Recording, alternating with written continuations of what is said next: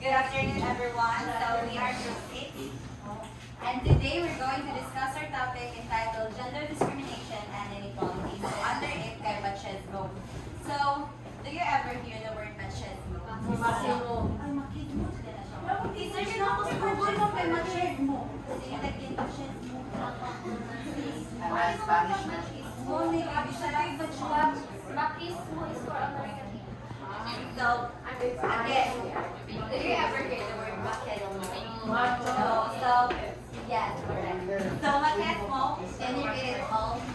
Standing proud and macho. Describe Describe the strong or orchestrated sense of manliness and assumptive attitude that virility, courage, strength, and entitlement to dominate are attributes or constituents of masculinity. So, in simple terms, machismo is all about men is all about being strong, brave, and powerful, and that men should naturally be in charge or control of things.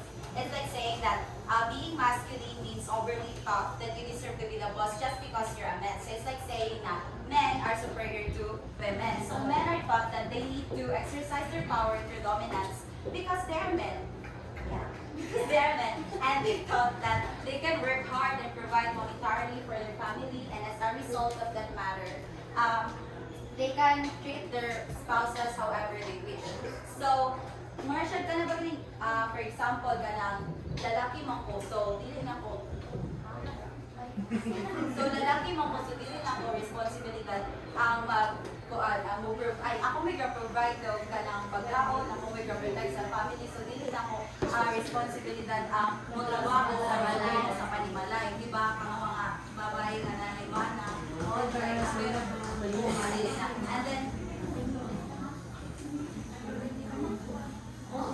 and controlling behavior pagani na kanang kanang dapat dili ka magpa-sexy, dapat paitan na sa mga tayo nakaibanan, dapat nanay nga naman kamulakaw dito. Nanay nga naman kamulakaw dito. Nanay nga naman anong mula ka maka dito ma-sexy kayo, di ba? More i-control sa mga lalaki kung saan lang what you wear, and sa pa yung mga pa-shoe. Dapat dili kayo nanin ko kayo mag-teles na, pero kung sige mo nandun lahi, babae. Kana pa ganing, men nga, he feels like, kana pa ganing nga, dapat kuan lagi masabiklan na gani sila kay they can solve their problem to domestic violence nga. Bisag gamay na gani pero one na, magigsumbagay dito, manara gani, kuan, nara gani, gamay problema, dili na, nara gani mo hapit kay, man, isa may, anong mahal ko nga lalaki man ko, na dapat we are born to be wild. Aggressive, nga na nga, dapat wala sila kandukan, nga dapat, anong say, atrasan na ako na doon. So, they are supposed to be kanang lucky kasi supposed to be di ba nga na, kasi kalimutan para mas strong enough to handle the situation. And then, kanang machismo ay niya nga, kanang boys will be boys, boys don't cry. So, kanang nakuha sila nga, men are supposed to be not too strong and not too cry, they cannot express their emotions or they cannot vocalize it, nga dili sila makapangayon kaya for them, it's not valid enough. It's not valid nga. Ilaharang i-swallow ilang problems sa ilang kaugalingan kaya para nila, mura bag na believe na ang lalaki dito nila. So, para nila ilaharang nang itago. Kaya crying is a sign, for them crying is a sign of weakness. So, mag-ilong na dyan. So, pero nana sila kidala-dala nga, mga problema, and then hindi na dyan natin. Kaya ang men are seen as kanang dominate, while women are seen as kanang docile. Balang may nakali, babae dito na siya. Kapag ang lalaki kayo, dapat ilong-ilong na nila. Pero as time goes by, makabantay po na karon, di ba nga, nanay marag gamay-gamay gender equality na pag ang babae mo ay naging trabaho, so ang lalaki na uban nga family nga naapod silang panimalay, they are responsible enough na magtrabaho po nga sa mga kanang mga feminine works nga na, but there are job po na po discrimination like ganun yung mga silingan nga may mga kadang dawas si ubit kung anong siya may naadra silang balay nga dapat siya may magitag trabaho dito nga dapat Saya daw kung sabi. oo nga dapat ang babae man tayo nasa balay anong siya manaingan naragyan po yung discrimination, but we are here to conduct and that's all. Thank you. So the counterpart of machismo is moralismo. So it is a cultural belief system that idealizes women as self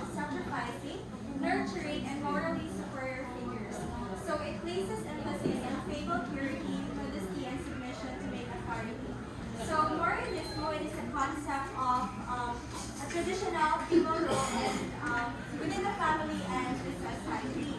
So, in regards with Marianismo, it often involves like expectations of women to be like nurturing, self-sacrificing, and virtuous. So, Marianismo also derives from our Roman Catholic and Hispanic and American beliefs about Mary. Yeah, Virgin Mary, Mother of Jesus. Yeah.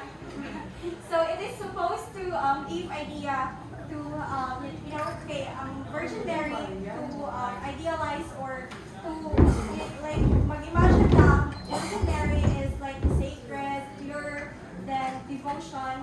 So it's also one way to pero wala siya nagkuan sa like iyawan na kuan is wala siya nagkuan sa sex or wala, so it's still purity. So now let's proceed to the characteristics also of the Marianismo. So in this one, by beliefs and behaviors, there are lots of characteristics is like such as self-denial, and then do you still consider or think an idea now in our generation like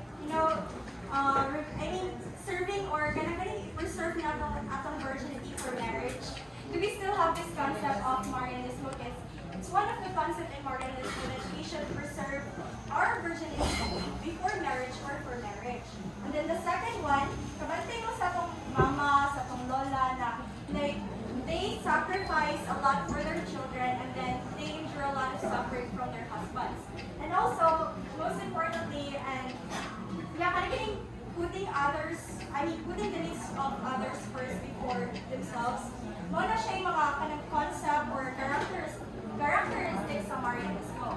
And now let's proceed to 5 pillars of Marianismo. First one is familismo. So a woman should be a good mother or should possess a quality of becoming a mother. So a woman or kita, we should take care of our kids and our husbands. Husband is our husband above all else.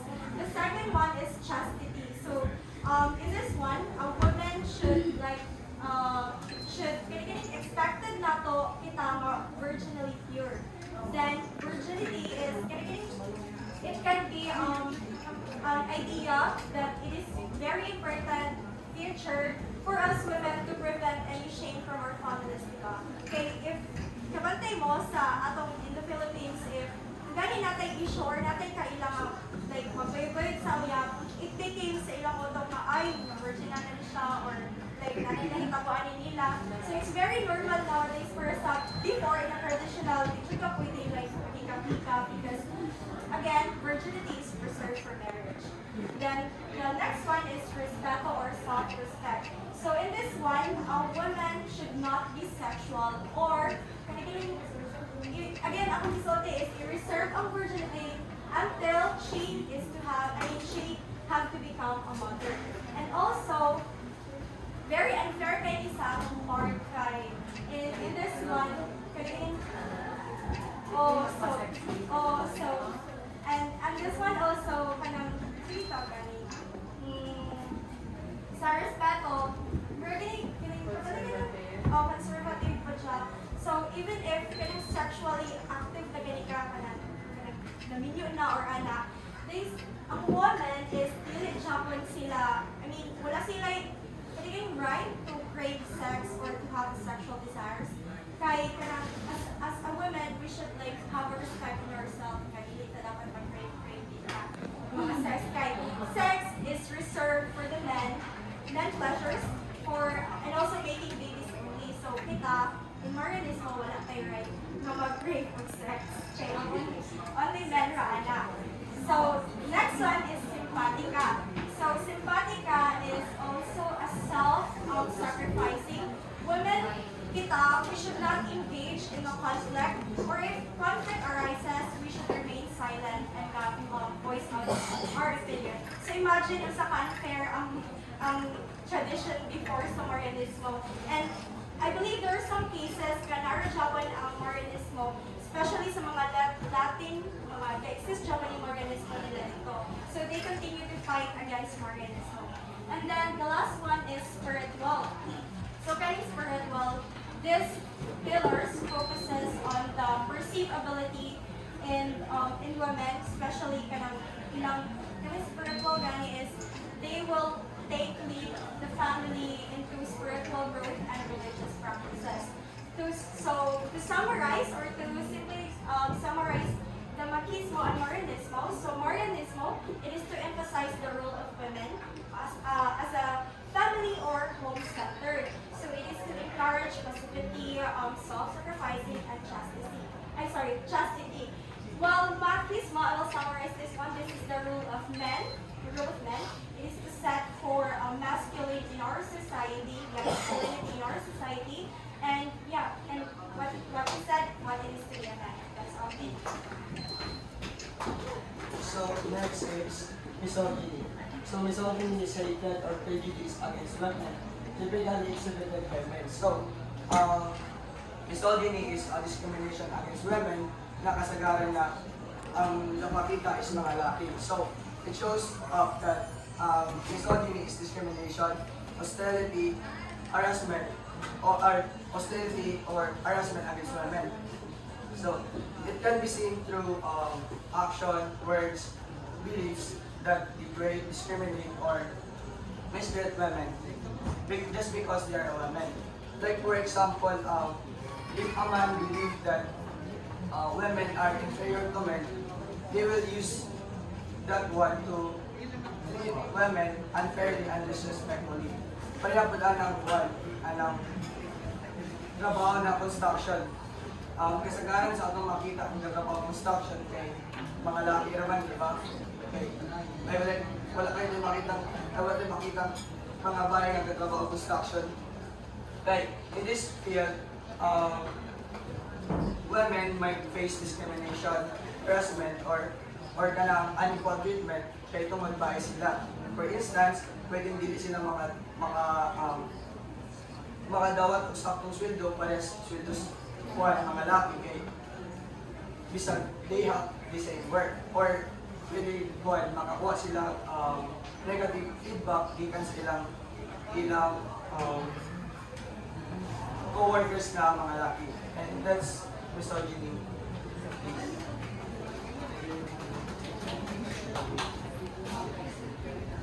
Hi, good afternoon. I am one of the members of Group 6 and my topic is about misandry. Misandry refers to the dislike or prejudice against men or boys. If ang girls na sila discrimination, if there is a discrimination against women, there is also a discrimination against men or boys, and that is misandry. So in more simple words, misandry is when people treat or think negatively about men just because they are men. Misandry also means saying things about men or assuming that they are all the same, or you expect them to act in a certain way just because they are men. Just like for example, like katong giingon ni Fritz ganinha nga kuan ang boys dili dapat mo express sa ilang kaugalingon. Kana actually that is example of misandry. Kay dapat kitang tanan natay gender equality, and tawag sa mga kanang na ay hatred sa men or man hater kay ang tawagan na nila kay misandries. And also example ana kay kanang gani sa panimalay nato, like kanang ga-assume tama kanang mga laki kay kusog kay manakit sa ilang mga asawa, like dili pud sila kabalo og child care o mga bulhaton sa balay, and wala sila and dili sila emotional intelligence, which is actually not true. Kay naaman siya yung mga laki nga kabalo yung mga bulhaton sa balay, and kabalo pud sila mutagan. Yes. Ako example na. Okay, sige. Siguro na mag-good. Siya ako na example na. Sige, and kuan. Sa about kung ana ganing sa rape in rape cases kay kuan inig lagi tay mabasan nga inana nga news kay kung diretso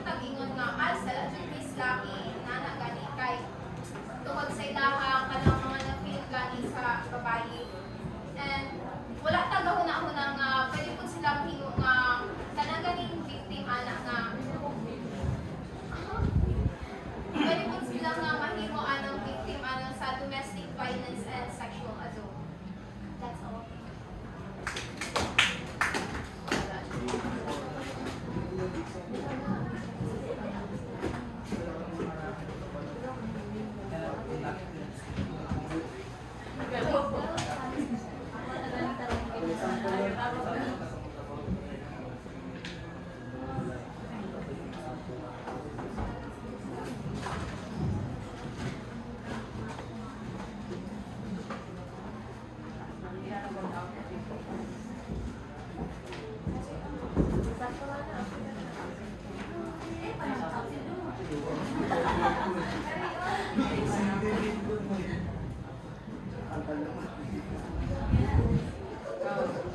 so good afternoon everyone. The next topic is gender equality. Gender equality refers to the unequal treatment or perceptions of individuals based on their gender. So it's a social process which men and women are treated unequally. So it's like saying na kaysa babae ka or lalaki, you can do certain things or stuff. So it often manifests in various settings, including at home, sa schools, and in peer groups. An example of gender equality experience at home is kanang favoritism or giving bias to the other person regarding of its gender. So imagine in a family with a daughter and a son. The son is always praised for his achievements while is a gamay ra, while the daughter is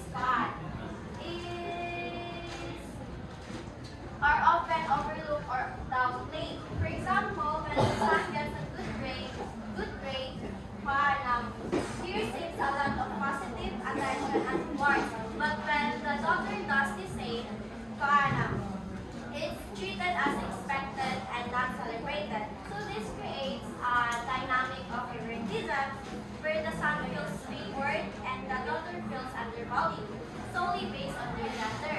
Then sa school, another example of gender inequality experience in school is the gender-based bullying. This includes name calling, teasing, or physical violence based on the student's gender. Just like an example, take katayuhang friend na gay, na yung i-harass. That's because the school or the environment is not open for the LGBT+. Then lastly, some peer groups. So many in peer groups can also feel discriminated. Although it's often dili kayo sila matagdan, they might feel pressured to act tough, aggressive, or dominant, which makes it hard for them to show vulnerability or ask for help. Diba dili man ta kayo makakita o lalaki ng nila? That's because nasa ilahang mind is men don't cry, and that is machismo. They have these stereotypes na if dapat pag lalaki ka, you have to be masculine. And if they don't feel this kind of stereotype, they might feel alone, lonely, or made fun of. So, to sum it up, machismo, Marianismo, misogyny, misandry are all intertwined concepts of gender inequality. All these attributes contribute to the unequal treatment and expectations based on gender. It's important to note that gender inequality doesn't just affect men and women, but also those who identify outside the gender binary. Everyone, regardless of gender, can be affected by these limitations and expectations by traditional gender roles, which can make it hard for people to have equal opportunities. So, good afternoon everyone. I'm the last reporter. My topic is gender crime. Gender crimes may include rape, genital mutilation, and forced prostitution. So, rape, is rape. It is an unusual sexual activity. Ano siya sa gender crime is, for example, di ba, nagkita sa machismo. Mga laki, mga kusgan ko na, kitang bayo, kita yung report, nakasukol ka na, di ba? So, ano siya sa gender crimes. Next is genital mutilation. So it is a partial or total removal of the clitoris, also called the clitoridectomy. Partial or total removal of the clitoris and the labia. The labia is the inner and outer lips of our vagina. Yes. The next is the forced prostitution. Gusto din siya sa Manila, di ba? Kanang magdala o mga batalyon sa isang probinsya, maululugan na, patrabaho ng buhay dito, pero ilahan na din yung umong dito sa Manila. So next is a hate crime committed against